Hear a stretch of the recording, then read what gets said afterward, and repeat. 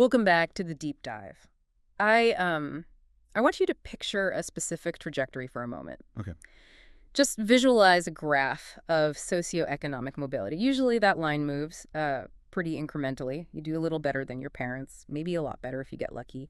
But it's usually a gentle slope. Right. I mean, the standard deviation is usually pretty tight. You don't often see jumps across multiple stratospheres of class and geography in a single lifetime. Exactly. But today we are looking at a data point that essentially breaks the graph.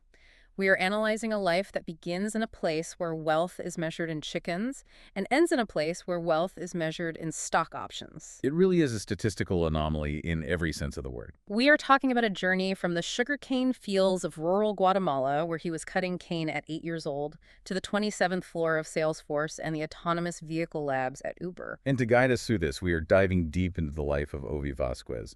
And I think it's important to state right up front that this isn't fiction. It feels like a movie script, but it's entirely documented reality. And we have to be extremely clear about our sources here right out of the gate. This entire deep dive is directly pulled from the podcast Sabiduría Para Tu Día con Álvaro Martínez. We're pulling specifically from their incredible Season 2 premiere interview. Right, but we aren't just recounting Ovi's biography today. No, definitely not. If we just did the biography, this would be a nice rags to riches story. And those are fine. They make you feel warm and fuzzy. But we're here for the utility. We want to understand the actual mechanics of this transition. That's the key word there, mechanics. How does an undocumented child laborer hack the language acquisition process to reach fluency in 2 years? How do you navigate a layoff at a tech giant when you have zero safety net? And maybe the biggest question of all, how do you rewire a brain that was suicidal at age 8 into a brain that teaches leadership at Harvard? That psychological piece is what really hooked me. We see the resume, Uber, Tesla, Apple, Harvard, but the operating system running underneath that resume was forged in intense trauma. Yeah, it's about the psychology of resilience, specific learning hacks like neuroplasticity, really, and how to navigate corporate structures when you just don't have the traditional background. So the mission for this deep dive is to deconstruct Ovi's life into a strategy guide. We're going to look at concepts like credential stacking immersion by isolation and what they call the application of wisdom. And we're going to do it by walking through his life chronologically, because you really can't understand the strategy without understanding the stakes. You absolutely cannot. Okay, let's unpack this. Let's drop a pin on the map. We are in Aldea El Chontal, Guatemala. Section 1, the origin. Paint the picture for us. What does this world actually look like? So this is rural. And when I say rural, I don't mean just quiet or out in the country. I mean pre-industrial in terms of infrastructure. There is no electricity in the home. No running water in the way we think of it. Wow. Yeah, Ovi was born in a small ranch belonging to his grandmother, Doña Elena Sarceño Ruiz, and it was isolated from the main village. And the grandmother figure is huge here, right? She seems to be the one bright spot in the early years. Massive. She was his absolute anchor. In the source material, Ovi describes a childhood that sounds almost idyllic in one sense, like a deep connection to nature. Right. He talks about hunting iguanas, fishing in the local streams, raising chickens and cows. He had 2 dogs. It was that classic life of the field. It sounds almost Hemingway-esque in a way, a connection to the land that most modern kids never get because they're just glued to iPads. It does. It has that romantic sheen to it, for sure. But we can't romanticize it too much because it was also a life of extreme poverty. This is a subsistence economy. Right. You eat what you catch or grow. Exactly. Yeah. And in that economy, childhood as a concept of just play and school is a luxury that most families simply cannot afford. Which brings us to the labor. I think this is where the story really deviates from the norm. Ovi starts working at 8 years old. And he's not doing a paper route. He's not mowing the neighbor's lawn for pocket money. No, he is entering the Zafra. That's the sugarcane harvest. Now, I want to pause on this because cutting cane is notoriously one of the most brutal forms of agricultural labor on the planet. Let's add some context to that. You're 8 years old. You're small. Right? You're 8. You're holding a machete that is likely half the length of your body. And the cane leaves are serrated. They slice your skin like paper cuts constantly. The insects are swarming because obviously it's sugar. It's typically humid and over 90 degrees. And often before the harvest, they burn the fields to clear the snakes and underbrush, so you are just covered in ash and soot. It is hot, dangerous, sharp work. And he's doing this to help his older siblings. Correct. He's stepping into a provider role before he's even hit puberty. He's the helper. And the detail that really struck me, the thing that highlights the poverty level more than anything else, is the compensation. The payday. I read this part 3 times because I couldn't believe it. Yes. This is a vivid sensory detail that just breaks your heart. His payment wasn't a check he could cash and put in a savings account. It wasn't cash at all. His reward for this hard labor was a large French bread or bolillo stuffed with chicken. A sandwich. Literally a sandwich. And the heartbreaking part is he was thrilled by it. That was the highlight. That was the currency of his labor. He looked forward to it all week. It really recalibrates your understanding of scarcity. When a sandwich is the highlight of your week, your baseline for survival is completely different. It's not about thriving, it's about caloric intake. Exactly. And amidst this grueling physical labor, there's a logistical hurdle to education that is just baffling to a modern urban mindset. The commute. The commute. Ovi actually went back and mapped this on Google Maps later in life to validate his memory. It was about 2.1 miles or 2.5 kilometers walking each way. So a 5K every single day just to get to school. On top of the manual labor. And the school system itself was seasonal, designed completely around the agriculture. It ran from January to about September or October. Because October to December is harvest. The Zafra, yes. The system is structurally designed to funnel kids into the fields during the harvest, not to keep them in the classroom. So the environment is physically demanding. It's designed to keep you a laborer. But the psychological environment sounds even more hazardous. We need to talk about the family dynamic because this seems to be the actual engine of his later drive. It is the core wound. Yeah. You really cannot understand Ovi Vásquez without understanding the mother wound. First off, Ovi never knew his father. He actually found out later, visiting a gravesite on the Day of the Dead, that his father had been killed when Ovi was just 6 months old. So there's a massive void there from the start. And his mom was in the U.S., right? Which is a very common story for many families in Central America trying to provide for their kids. It is a common story, but for the child left behind, the logic is often very different. For an 8-year-old boy, it felt like abandonment. He mentions that when his mother was around, she was very strict with physical discipline, using a broom or a stick, unlike the grandmother who was always gentle. But because his mom was away and because of the family dynamics with his siblings, Ovi created a narrative in his head. The narrative being that he just wasn't loved. Exactly. Children are meaning-making machines. If they are abandoned, they assume it's their fault. Ovi looked at his siblings, his sister. He believed she was favored because she's a girl, his younger brother. He believed he was favored because he was, light-skinned and because he had a father involved. So Ovi saw himself as the dark-skinned, fatherless middle child who was left behind. The odd one out. That perception of being unloved pushed him to a very dark place. We alluded to this in the intro, but we need to sit with it. The coconut tree. It's a haunting image. At 8 years old, he climbs a coconut tree, and he isn't playing. He is actively contemplating suicide. He wants to jump. An 8-year-old. An 8-year-old. But listen to the logic he uses. It's not just about ending the pain. It's about testing the hypothesis of love. He says, if I die, my soul will fly up, and I can look down from heaven and see if my mother cries. If she cries, then I'll know she loved me. It's devastatingly pragmatic. He was willing to trade his life just to get the answer to a question. Does she love me? It shows that the hunger for validation was even stronger than the hunger for that French bread. And that creates a chip on the shoulder that never really goes away. It becomes fuel. It's a dirty fuel, maybe, but it burns really hot. It burns very hot. And it led to him actually stopping his education in Guatemala, right? Yes. The resentment grew so strong that he refused to speak to his mother. He went on a sort of emotional strike. He stopped studying. He was acting out the only way he knew how, by completely withdrawing. Which eventually forced the issue. His mother decided to finally bring him to the U.S. Which brings us to Section 2, the crossing. Because getting to the U.S. wasn't exactly a direct flight with peanuts and a movie. This was an absolute odyssey. We need to be very clear about what bringing him means. This wasn't buying a Delta ticket. This was commissioning a smuggling operation. Exactly. He was about 15 or 16 years old, and his first attempt was a complete failure. What happened on the first try? He was caught entering Mexico from Guatemala. He hadn't even made it to the U.S. border yet.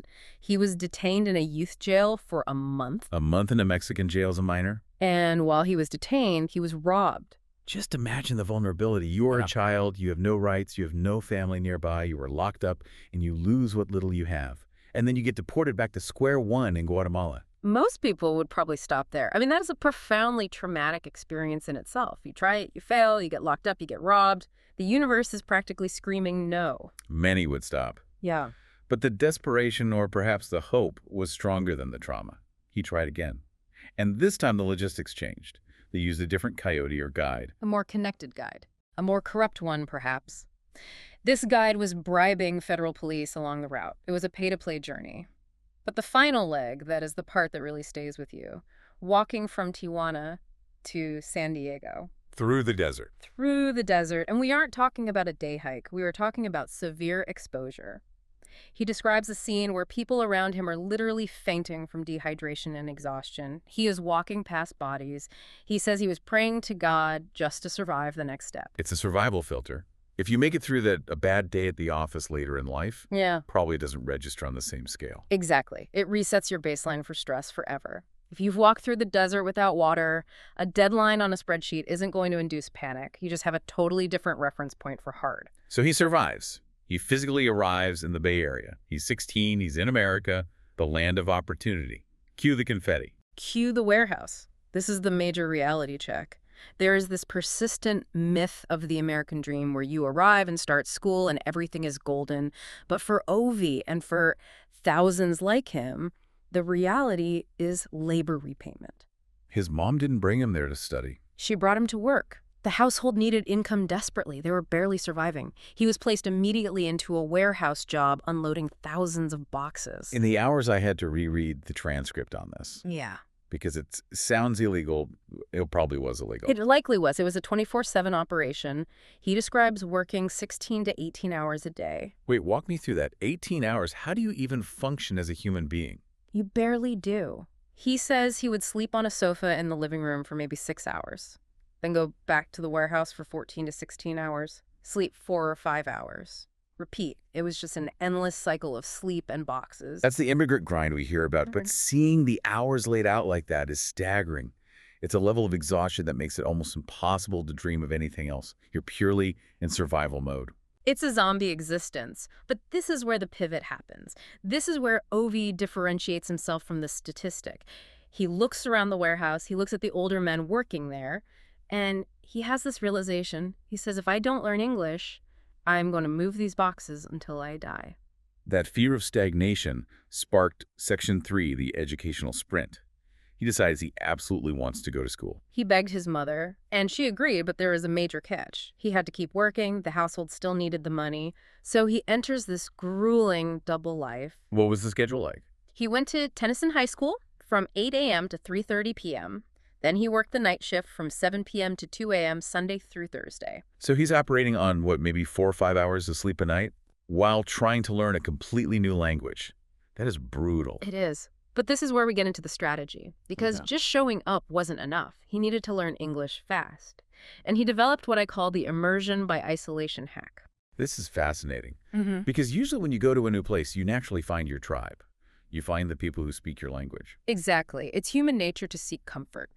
At his high school, the Latino students grouped together. We spoke Spanish. It was safe. But Ovi realized that comfort was a trap. If he hung out with them, he would never learn English. So he isolated himself. He did. He actively avoided the Latino cliques. Instead, he started hanging out with Indian, Vietnamese, and Afghan students. Why them specifically? Because they didn't speak Spanish. And he didn't speak their languages, so the only common ground was broken English. He forced himself into an immersion environment where he had to speak English to communicate even the simplest things. Pass the salt. What time is it? He essentially burned the boats. He burned the boats. He also instituted a total media embargo. No Spanish TV, no Spanish music. And he replaced it with oldies. This part made me laugh, but there's a real logic to it. Yes, oldies but goodies. He listened to 60s ballads in English, think the English versions of Grupo Indio songs. He would sing along to practice pronunciation. Why oldies, though? Why not rap or modern pop? Think about the cadence. Rap is way too fast and the slang is too dense. Modern pop is often overproduced or the lyrics are mumbled. But 60s ballads, the enunciation is crystal clear, the tempo is slow, my girl talking about my girl. It's absolutely perfect for phonetic acquisition. So he's in the warehouse moving heavy boxes at 1 a.m. singing My Girl. And it worked. It worked incredibly well. He went from ESL level 1, which is basic beginner, to level 5 and into mainstream shelter classes in just 2 years. He became fluent in 2 years. That is incredibly fast for someone starting from zero while working full-time. That is speedrunning high school. Literally. He Yeah. graduated in 3 years instead of 4. He was stacking classes like crazy. He took period 0, which is before school starts, and period 7 after school. He did Cyber High, which was an after-school computer program. He even took community college classes that were offered for free at the high school. He squeezed every ounce of value out of that public education system. What was driving this level of obsession? Was it just, I want a better job? Because that's a lot of suffering just for a hypothetical raise. It was deeper than that. In 2009, his grandmother, Doña Elena, the one who truly loved him, passed away. He made a promise to her memory that she would see him triumph from heaven. That promise fueled this insane academic sprint. He even rejected gang recruitment at school because of it. Oh, really? That's a huge pressure in some of those schools. Yeah, gang members approached him. And his response was so pragmatic. He told them, bro, I came here to learn English. Your lifestyle isn't going to help me do that. He just opted out of the peer pressure because his vision was clearer than their offer. He saw the end game. That is intense focus. But just as he was getting traction, life threw another massive curveball. Which brings us to section 4, the struggle, the mentor, and the first business. Right. About 10 months after he started school, after his grandmother died, his mother actually returned to Guatemala. She went back to be with the family there. So Ovi is in the U.S. completely alone. Alone. A teenager. He couldn't afford their apartment on his own, so he moved into a garage. He became what he calls a non-traditional student. He's living in a garage working construction and framing now because the warehouse job wasn't enough or the schedule changed. His car keeps breaking down or getting impounded because he didn't have a license or insurance. It was purely chaotic. It sounds like the point where many people would just understandably fall through the cracks. No parents, no money, living in a garage. This is where the system usually wins. It is. But then he meets a mentor. And this is a classic turning point moment that changes the trajectory. He's working at a pizzeria in Fremont, California. Wait, I thought he was doing construction. He was hustling everywhere. He picked up shifts at a pizzeria, and he talks about eating pizza every single day because he was poor. He didn't even like pizza that much, but it was free or cheap food. The pizza fatigue, I can imagine. Not pepperoni again. Exactly. But there was a regular customer, Parth Kumar, an Indian scientist. He kept coming in, and he noticed Ovi. Why Ovi? There must have been other employees at the shop. Because Ovi dressed well. Even for a pizza job, he took pride in his appearance. This is a concept called enclosed cognition, the idea that what you wear affects how you think and how others perceive you.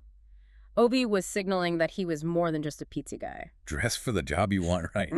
Even if the job you currently have is slicing pies. Exactly. Kumar introduces him to a multi-level marketing business. Now, usually when we hear MLM, we roll our eyes a bit. We think pyramid schemes selling vitamins to your aunt. Yeah, it's usually a giant red flag. And Ovi admits the business didn't make him rich. But, and this is the big but we have to look at what the MLM did provide. It introduced him to the entire world of personal development. It was a gateway drug to self-improvement. Precisely. It gave him access to book seminars and the concept of mindset. It taught him that he could actually change his internal narrative. And he saw a motivational speaker on stage at one of these events. He was mesmerized. He asked Kumar, what is that guy's job? Kumar said he's a motivational speaker. So Ovi goes home to his garage and literally Googles how to become a motivational speaker. I love that. The University of Google. Just ask the search bar. He took it literally. He started going door to door to schools, pitching his story. Can you imagine the guts it takes? Knocking on a high school principal's door and saying, hi, I have a story.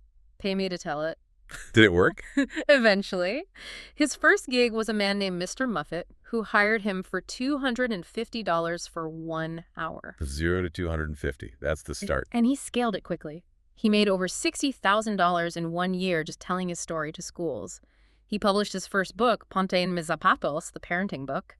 He was building a real business out of his biography. But he didn't stop at speaking. And this is where the story pivots again. Because lots of people have a cool story and write a book. But Ovi pivoted into corporate tech, which feels like a huge jump. How do you go from garage speaker to Silicon Valley? This is Section 5, Climbing the Corporate Ladder. And it's a masterclass in what he calls credential stacking. Explain that concept. So while he was doing the speaking, he realized he needed hard skills to navigate the corporate world. He studied project management and technology in San Francisco. He didn't go for a full 4-year degree. Immediately, he went for a specific high-value skill, project management. Smart. Get the specific skill that gets the specific job. Then he used that to get a foot in the door. He worked at Apple in refurbishment for iMacs. Then he moved to Tesla, working with robots making battery modules. Robots. Yeah, he was in the manufacturing side. But notice the progression. Apple, Tesla, these are tier 1 brands. Yeah. He is actively stacking logos on his resume. It validates him to future employers. Exactly. Then he moves to Salesforce, where he reached a really high point global sales enablement. He had his own office on the 27th floor. The view from the 27th floor of Salesforce must have looked pretty different from the view from the sugarcane field in El Juntel. I can't even imagine the contrast, but the absolute crown jewel of this corporate section is the Uber story. This is my favorite part of the source material because it shows his immense emotional intelligence. The Angelo story? I read this in the notes and I couldn't believe it. Yes. So Ovi is in a financial rough patch later on. We'll get to why in a minute. But he gets a call from a recruiter named Kelsey at Uber. She wants him for a role in the autonomous technology division. Self-driving cars. That is cutting-edge stuff. High tech. Ovi agrees to the interview, but he messes up. He confuses the time. He thinks it's at 9 a.m., but it was actually at 8 a.m. Oh, no. That's the kiss of death. Being an hour late to a job interview in Silicon Valley. Usually, yes. The recruiter calls him at 8 asking where he is. He's just getting on the train. What did he do? Did he make up an excuse like the train broke down or my alarm didn't go off? No. And this is the profound leadership lesson. He owned it instantly. He said, I messed up. I have no excuse. If you don't want to interview me, I completely understand, but I'm coming anyway. Radical honesty. It completely disarmed them. She told him to come in. He arrived sweating, stressed out. They go through the technical questions, and then the interviewer throws a massive curveball. She asks, if you could name our autonomous vehicle, what would you name it? That's a personality question. That's not about coding or project management at all. It is. It's a culture fit question. Yeah. Ovi pauses, and he pulls out a picture of a cow. A cow. In a high-tech interview at Uber. His childhood cow from Guatemala. Her name was Angela. He told the interviewer, when I was a child and I felt stressed or unsafe, I would go talk to Angela. She made me feel safe and at peace. I want passengers in this autonomous car to feel that exact same safety and peace, so I would name the car Angelo. Wow. That's not a technical answer. That's a deeply human answer. And the interviewer loved it. She was shocked. It was completely unique. It showed empathy, user experience, understanding, and storytelling. It connected the cold, cutting-edge technology to a warm, basic human need. He got the job. That is brilliant. It shows that sometimes your perceived efficiency coming from a rural, non-tech background is actually your superpower. He had emotional vocabulary they just didn't have. Exactly. And the perks at Uber were insane. Well, the top tier. Free Uber, rides free food with chef catering for breakfast, lunch, and dinner. But the most important perk for Ovi was the paid tuition. They paid time and a half for him to study. So he was getting paid extra to learn. That's how he finished his university degree completely debt-free between 2020 and 2022. He leveraged the corporate benefits to upgrade his own operating system. He essentially got paid to get his degree. It sounds like he had totally made it. Yeah. He's at Uber, he's got the degree, he's got the money. But then 2020 happened, which brings us to Section 6, setbacks and mental health. Right. Before the Uber job, or right around that transition, he had actually left corporate to do speaking full-time. He was making over $100,000 a year. He was flying high. And then the world just shut down. Yeah. COVID hit. Schools closed. Conferences canceled. His income went to zero virtually overnight. That is terrifying. Mm. Especially when you have kids, which I believe he does now. Yes, he does. And he went into $50,000 of debt. He went from the 27th floor office vibe to working with a friend, installing security cameras in warehouses and food trucks just to survive. That's a massive ego hit, aside from the sheer financial panic. To go from being the speaker on stage to being the guy on the ladder installing a camera. It triggered a severe mental health crisis. Ovi admits he experienced depression for the first time in his life. He said he couldn't see the light, he felt trapped, he felt like he was back in the garage, back in the scarcity of his youth. And this is important because for a guy whose entire brand is motivation, admitting you're depressed is incredibly brave. It is. He sought help. He realized he couldn't just hustle his way out of depression. He received therapy via Zoom from the University of East Bay, which offered free services. He emphasizes that asking for help isn't a weakness, it's just using the right tools to rebuild. Just like you need a hammer to build a house sometimes, you need a therapist to rebuild your mind. And rebuild he definitely did. By 2022, he was back to making over $100,000 a year. But he aimed even higher. He had applied to a Harvard online entrepreneurship program back in 2019. Harvard. And later he did a Harvard Medical School program on mental health in 2024 and 2025. From the sugarcane fields of El Chantel to Harvard. That is the complete arc. He even networked with Harvard professors like Dr. Nancy Rappaport to the point where they invited him to speak there. It's all about relationship building. He didn't just attend the class, he connected with the humans running it. Let's wrap up with Section 7. His philosophy now. What is he doing with all this experience? He's running his company, Ovi Inspires. He trains students and corporate managers, including at a billion-dollar company in Arizona. His philosophy is that leadership isn't just for managers, it's for everyone. You have to be the CEO of your own life. Even if you are an individual contributor, you manage yourself, you manage your emotions, your schedule, your continuous learning. He treats his own life like companies treat their learning and development departments. He also uses surveys to diagnose company culture issues before designing training, which is super methodical. And he has a philanthropy project, right? Laptops of Hope. This connects directly back to his origin. He grew up without electricity. Now he sends laptops to children in rural areas. His logic is very simple. A laptop is a window to unlimited possibilities. He wrote all his books. He has 6 solo books and 9 co-authored ones purely on a laptop. He wants to give that tool to others so they can write their own stories. It's beautifully full circle. He's giving them the exact tool he didn't have. Exactly. And he credits mentors along the way.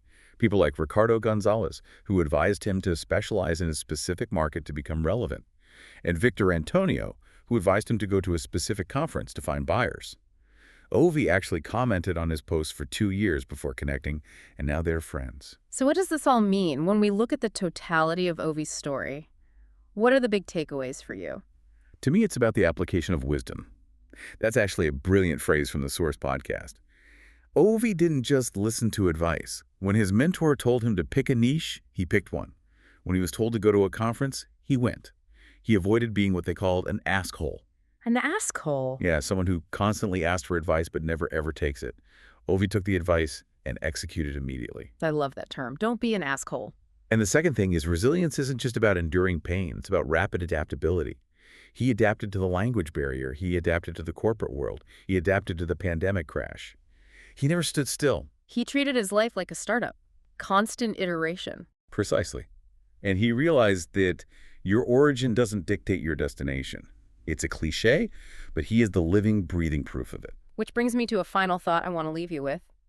We often look at early childhood trauma as a deficit, a hole that needs to be filled. But looking at Ovi's trajectory, what if the extreme stress of the sugarcane fields and the desert crossing didn't just break him down, but actually gave him the exact baseline of endurance required to survive the brutality of Silicon Valley? What if post-traumatic growth isn't just recovering from the past, but actually weaponizing it for the future? That is a profound way to reframe it. The trauma becomes the engine. Exactly. A huge thank you to Ovi Vásquez for sharing his story and to Álvaro Martínez for the incredible interview that allowed us to bring this analysis to you. It's a powerful reminder to check your own limiting beliefs. If Ovi can get from El Chantel to Harvard, what is actually stopping you? That's the question you have to answer. Don't miss the full story on the podcast Sabiduría Para Tu Día with Álvaro Martínez on Spotify and YouTube.